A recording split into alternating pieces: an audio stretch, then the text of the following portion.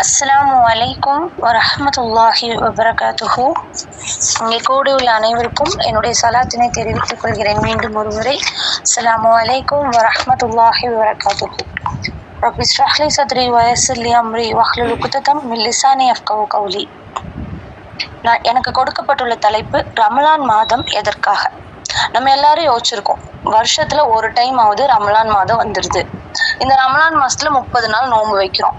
அது வரதும் தெரியல, போறதும் தெரியல. அது பாட்டுக்கு வருது, அது பாட்டுக்கு போகுது. அப்படின்னு நம்ம நினைச்சிட்டு இருக்கோம். ஃபர்ஸ்ட் வர 2-3 நாள் நமக்கு தெரியும், போறதுக்கு முன்னாடி 2-3 நாள் அப்படி தெரியும்.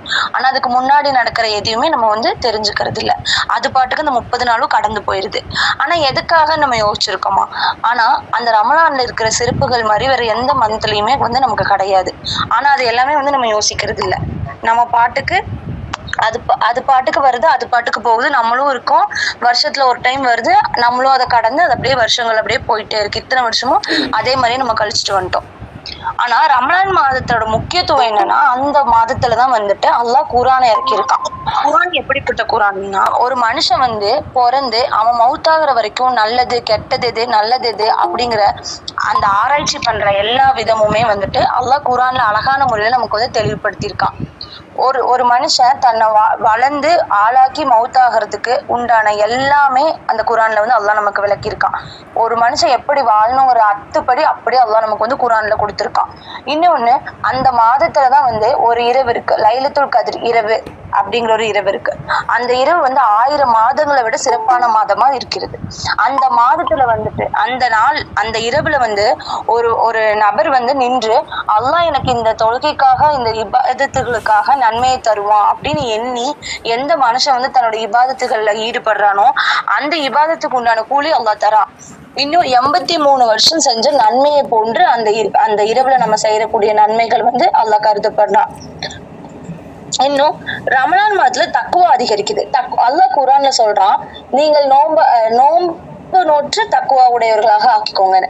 இப்போ ஒரு மனுஷனுக்கு இயல்பாவே தக்குவா இருக்கும். எப்படின்னா, நோன்பு மாதத்துல அல்லாஹ் நம்ம மனுஷங்க யாரும் நம்மளை பார்க்கல, அப்படி இருந்தாலும் நம்ம முன்னாடி தண்ணி சாப்பாடு இருந்தாலுமே நமக்கு யாருக்கும் தெரியாம நம்ம குடிக்க மாட்டோம். ஏன்னா அல்லாஹ் பாக்குறான் அப்படிங்கிற ஒரு பயம் இருக்கு. அது அல்லாஹ் நமக்கு இயற்கையாகவே கொடுத்த இறையச்சம்.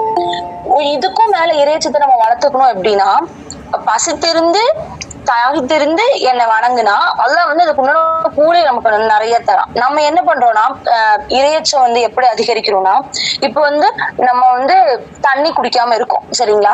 தண்ணி குடிக்காமலும் சாப்பிடாமலும் இருக்கும்போது நம்ம என்ன பண்றோம்னா, தண்ணி குடிக்காமலும் சாப்பிடாமலும் இருக்கோம் நினைச்சு நம்ம இது நம்ம அல்லாஹ்க்காக செய்யறோம். ஹதீஸுல் குதுசி அப்படின்னா என்னன்னா, அல்லாஹ் நேரடியா சொன்ன ஹதீஸ், சரிங்களா? அல்லாஹ் சொல்றான், நோம்பாளிகளுக்கு நானே கூலியாகிறேன் அப்படிங்கிறான். அப்ப நோம்பு வைக்கிற ஒருத்தவங்களுக்கு அல்லாஹ்வே கூலியாகிறான். அப்படிங்கும் போது இறையச்சம் இதுல இருந்து அதிகரிக்கும். அல்லாஹ் இறையச்சத்துடைய இருக்கிறவங்க கூட அல்லாஹ் சொர்க்கத்துல அவங்க கூட இருப்பான். அல்லாஹ் கூட அந்த நபர்கள் இருப்பாங்க. இறையச்சத்தோட இருக்கிறவங்க கூட இருப்பாங்க. அப்படி இறையச்சத்தோட கூட இருக்கிறவங்க எப்படி இருப்பாங்கன்னா, அல்லாஹ்வே வணங்கிட்டு அல்லாஹ்க்காகவே இருப்பாங்க, சரிங்களா? அப்படிப்பட்ட இறையச்சமும் எப்ப வருதுன்னா, ரமலான் மாதத்துல அதிகரிக்குது. இனி தவறான செயல்கள், எந்த தவறான செயல்கள்லயுமே நம்ம ஈடுபட மாட்டோம். திருடவோ பொய் சொல்லவோ எந்த தவறான செயல்களையுமே மன இச்சை கட்டுப்படுத்துவோம்.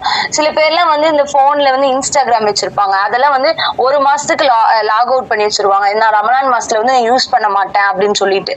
ஆனா நம்ம அந்த ஒரு மாசத்துக்கான மட்டும் இந்த ரமலான் மாதம் கிடையாது. இந்த ஒரு மாசத்துக்காக மட்டுமே. ஏன் அல்லாஹ் இந்த ஒரு மாசத்தை இதாக்கி ரமலான் மாதத்தை கொடுத்திருக்கானா, இந்த ஒரு மாதத்துல நம்ம கரெக்ட் பண்ணிக்கிட்டாதான் பாக்கி வரக்கூடிய 11 மாதங்களையும் நம்ம சரியான முறையில கடப்பதற்கு அல்லாஹ் அருள் புரியும். அப்ப இந்த ஒரு மாசத்தை நம்ம எப்படி கழிக்கிறோங்கிறத நம்ம சிந்திச்சு பார்க்கணும்.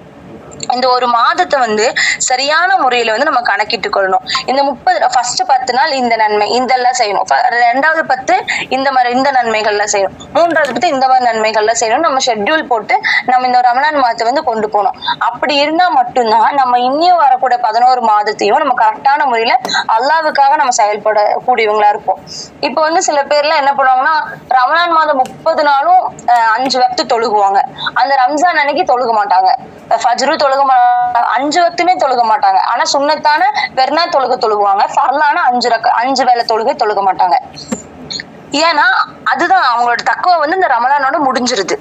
அதுக்கு மேல அவங்க கொண்டு வர மாட்டேங்கிறாங்க. அந்த 11 மாதத்துக்கும் வந்து அவங்க கொண்டு வர மாட்டாங்க. ஏன் கொண்டு வர மாட்டேங்கிறாங்கன்னா, இது அவ்வளவுதான். அவங்கள புரிஞ்ச அளவுக்கு எப்படின்னா, இந்த மாதத்துல மட்டும் நம்ம கரெக்டா இருந்தா போதும், வரக்கூடிய மாதத்துல நம்ம கரெக்டா இருக்கணும் தேவையில்லை. ஏன்னா வரக்கூடிய மாதத்துகள்லாம் வந்துட்டு ஷைத்தான் வந்து வெளியிருப்பான், இந்த ஒரு மாதத்துலதான் வந்து ஷைத்தான் வந்து விளங்கிட்டு இருப்பான் அப்படின்னு. ஆனா ஷைத்தான் வந்து விளங்கிட்டு இருப்பானா அவனுக்கு விலங்கு போட்டு அல்லாஹ் உட்கார வைக்க மாட்டான். இப்போ ஒரு ஷைத்தான் வந்து ஒவ்வொரு உயிர் நாடியிலையும் அந்த உயிர் ரத்த இதுலதான் வந்து ஓடிட்டு இருப்பான்.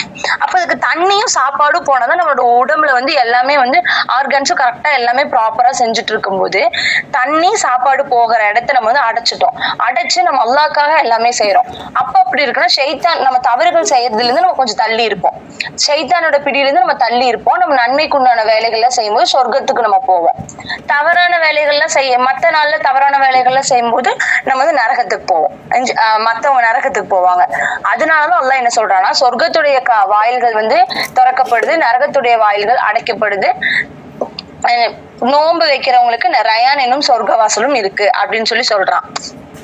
இன்னொன்னு நோம்போட பயன்ல என்னன்னா, நோம்புல வந்து நம்ம ரொம்ப பொறுமையா இருப்போம். இந்த ரமலான் மாசத்துல இருந்து யாரு என்ன பண்ணாலும் நம்ம வந்து ரொம்ப பொறுமையா இருப்போம், கோபப்பட மாட்டோம்.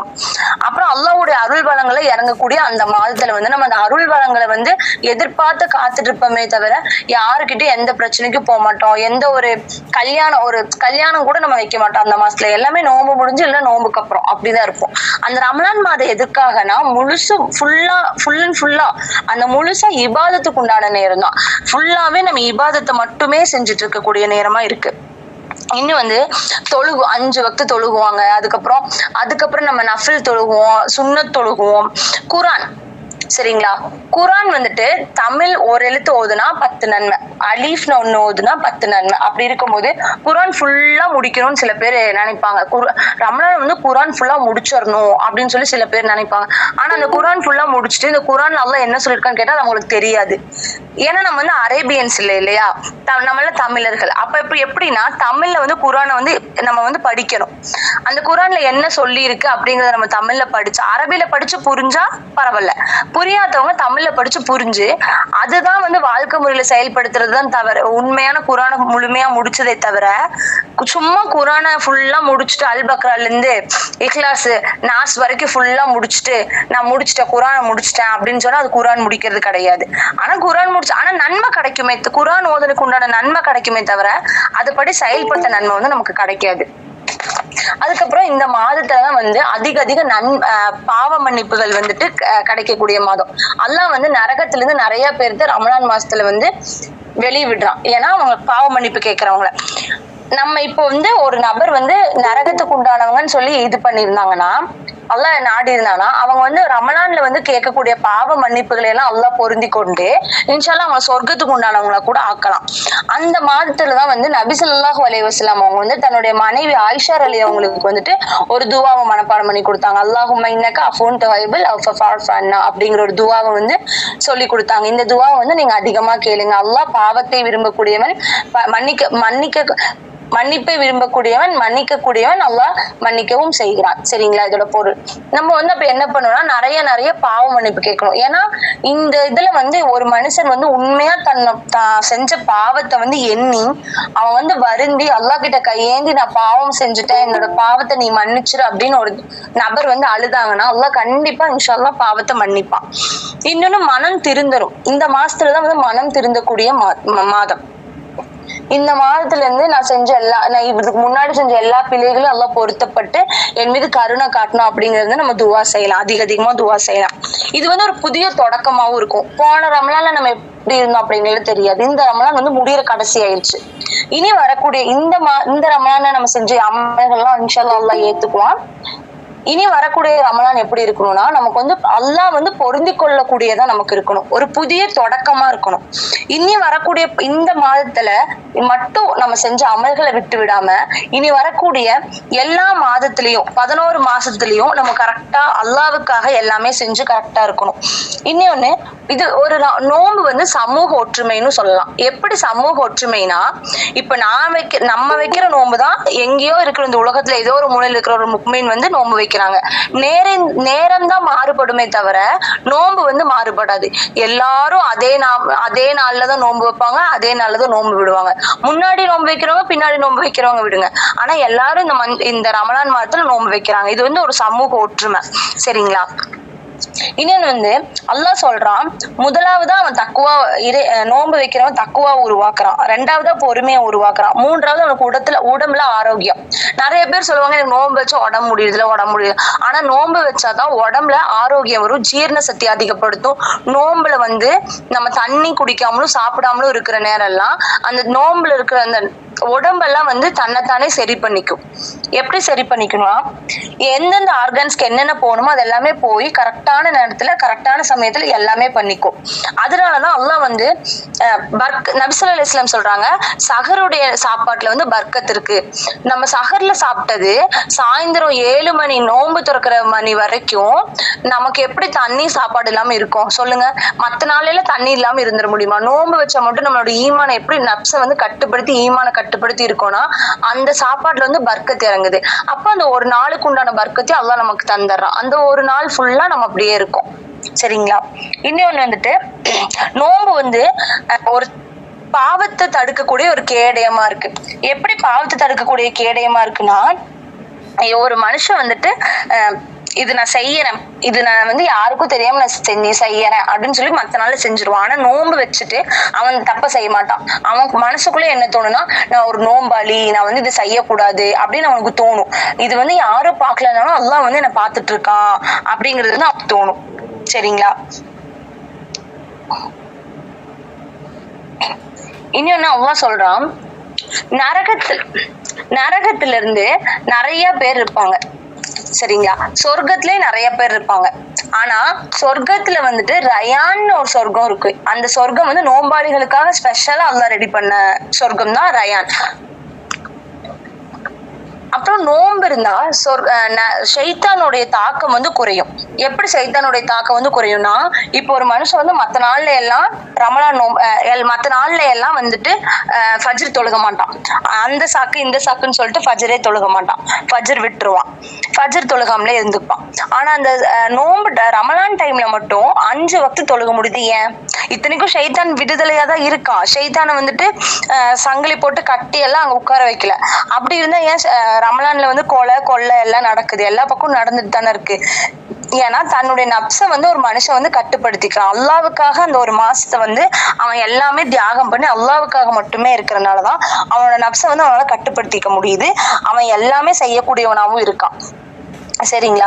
இதுல இருந்து என்ன புரியுதுன்னா, நம்ம ரமலான் மாதத்துல மட்டும் நம்ம நன்மை செய்யக்கூடாது. நம்ம ரமலான் மாதம் எதுக்கு வருதுன்னு ஃபர்ஸ்ட் தெரிஞ்சுக்கணும். தெரிஞ்சுட்டு ரமலான்ல நம்ம என்னென்ன செய்யணுங்கிறது நம்ம தெரிஞ்சுக்கணும். அதுக்கப்புறம் தான் இந்த ஒரு மாசம் மட்டும் கரெக்டா இருந்தா போதும் அப்படின்னு யோசிக்காம இனி வரக்கூடிய 11 மாசத்தையும் நம்ம கரெக்டா கொண்டு போகணும்.